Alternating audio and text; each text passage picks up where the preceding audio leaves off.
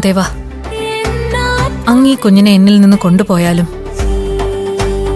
ഞാൻ ഈ കുഞ്ഞിനെ വിട്ടുപോവില്ല, അതുറപ്പാ.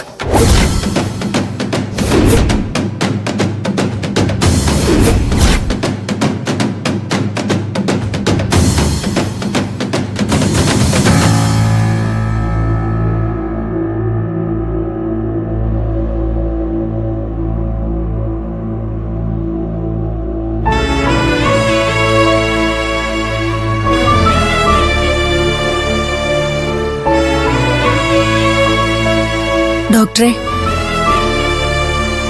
ശിവപ്രിയയ്ക്ക് വേണ്ടി ഞാൻ പാൽക്കഞ്ഞി തയ്യാറാക്കിയിട്ടുണ്ട്. അത് കൊടുക്കുന്നോണ്ട് കുഴപ്പമുണ്ടോ? ഇല്ല, ഒരു കുഴപ്പമില്ല. അവൾക്ക് ആഗ്രഹമുള്ളതെല്ലാം ഇന്ന് കൊടുത്തോളൂ. നാളെ നിങ്ങൾക്ക് അതിന് സാധിച്ചില്ലെന്ന് വരാം. അമ്മേ, ശിവക്കുട്ടിയുടെ ഒപ്പം ഇരുന്ന് വേണം എനിക്കിന്ന് ഭക്ഷണം കഴിക്കാൻ. അതിനെന്താ, മോനും അവൾക്കൊപ്പം ഇരുന്ന് കഴിച്ചോളൂ. ശരിയാ, അവളുടെ അവസാനത്തെ അത്താഴമല്ലേ, എല്ലാരും കൂടി ഒരുമിച്ചിരുന്ന് കഴിക്കാം. ഡോക്ടറെ, ഒരു കാര്യം ചോദിച്ചോട്ടെ? ചോദിച്ചോളൂ. അല്ല, ശിവപ്രിയ മോളുടെ ആയുസ് ഇന്നുകൂടിയേ ഉള്ളൂവെങ്കിൽ അവളുടെ ഹൃദയം...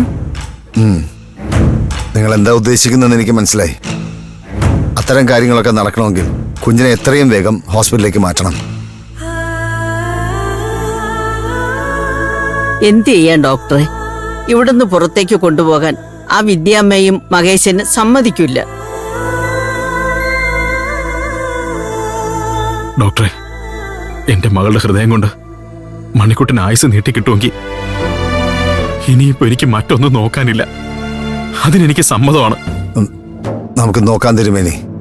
അതിനുള്ളിൽ എന്ത് സംഭവിക്കുമെന്നറിയാൻ നമുക്ക് കാത്തിരുന്നേ പറ്റൂ. ഓ, അവസാന നിമിഷമെങ്കിലും മഹേഷേട്ട് അതിന് സമ്മതിച്ചല്ലോ. ഇനി എന്ത് കാത്തിരിക്കാനാ? നമുക്ക് ശിവപ്രിയെ ഇപ്പൊ തന്നെ ആശുപത്രിയിലേക്ക് കൊണ്ടുപോവാം. വരട്ടെ. അതിനു മുമ്പ് മയക്കത്തിൽ നിന്ന് അവൾ ഉണരണം. ആഹാരം എന്തെങ്കിലും കഴിക്കണം, അതനിവാര്യമാണ്.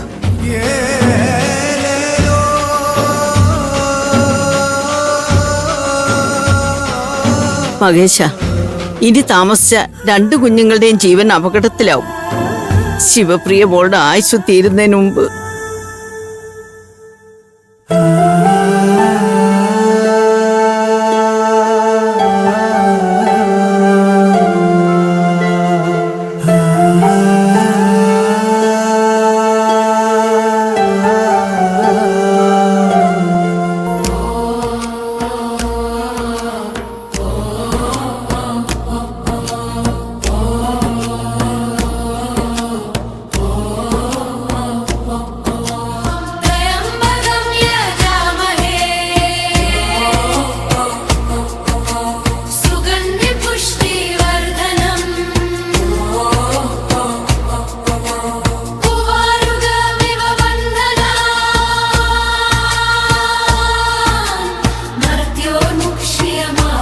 കുഞ്ഞിന് ഇഷ്ടമുള്ളതൊക്കെ ഒരുക്കി വെച്ചിട്ടുണ്ട്.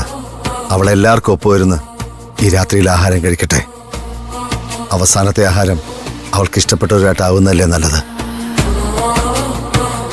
ശിവപ്രിയയെ സംബന്ധിച്ച് അവസാനത്തെ ആഹാരം എന്നൊന്നും ഇല്ല ഡോക്ടർ. അവൾക്ക് വിശക്കുന്നുണ്ടെങ്കിൽ അവൾ കഴിച്ചോട്ടെ. അത് അവസാനത്തെ ആഹാരമാവണമെന്ന് എന്താണ് നിർബന്ധം? വിദ്യാമേ, ഈ സമയം ഞാനൊരു തർക്കത്തിനില്ല. ഒരു ഡോക്ടർ എന്ന നിലയ്ക്ക് ആസന്ന മരണയായ ഒരു രോഗിക്കും അവളുടെ ബന്ധുക്കൾക്കും വേണ്ടി ഞാൻ എൻ്റെ കർത്തവ്യം ചെയ്യുന്നേ ഉള്ളൂ. അത് ഞാൻ മനസ്സിലാക്കുന്നു.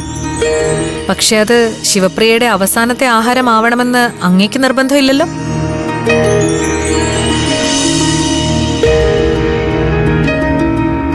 അന്നദാനപ്രിയയായ മൂകാംബികാ ദേവിയുടെ വത്സലപുത്രിയാണിവൾ. അവൾക്ക് വേണമെങ്കിൽ ഇഷ്ടമുള്ളതൊക്കെ കഴിക്കാം.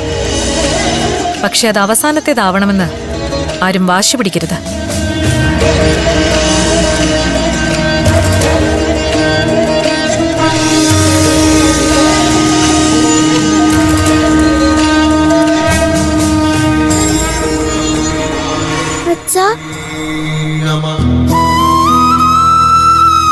മോളെ, മോക്ക് വിശക്കുന്നില്ലേ?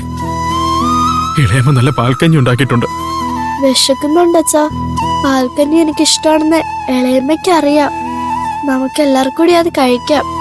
വിദ്യാമ്മേ, ദേവ് ചേച്ചി, ഡോക്ടറങ്ങളെ നിങ്ങൾ എല്ലാരും ഒന്ന് എന്റെ ഒപ്പം ആഹാരം കഴിക്കണം. പിന്നെന്താ, അങ്ങനെ ആവാലോ. വിദ്യാമ്മയും വരൂ. ഇല്ല മോളെ, വിദ്യാമ്മയ്ക്കിന്ന് വ്രതമാണ്. മോള് കഴിച്ചാ മതി. എങ്കി വാ മോളെ. വേണ്ട, അവൾ എന്റെ മടിയിലിരുന്ന് കഴിച്ചോട്ടെ. നിങ്ങൾക്കും മണിക്കുട്ടനും ഒക്കെ ഇവിടെ ഇരുന്ന് കഴിക്കാമല്ലോ. വിദ്യാമേ, അവൾക്ക് ഇഷ്ടമുള്ളവരോടൊപ്പം അപ്പുറത്ത് പോയിരുന്ന് കഴിച്ചോട്ടെ. അതുകൊണ്ട് അവൾക്ക് ഒന്നും സംഭവിക്കാൻ പോകുന്നില്ല. ആ ഉറപ്പ് ഞാൻ തരാം. അങ്ങനെ ഒരു ഉറപ്പുണ്ടെങ്കിൽ മോള് പോയി കഴിക്കട്ടെ. പോയി കഴിച്ചോ മോളെ. എന്നിട്ട് വേഗം വിദ്യാമ്മയുടെ അടുത്തേക്ക് വരണേ. ശരി വിദ്യാമ്മേ.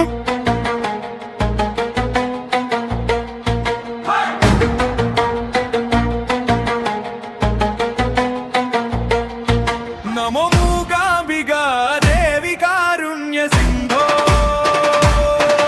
നമോ മംഗളാദേവി മൂകാംബിക നമോ മൂകാംബിക.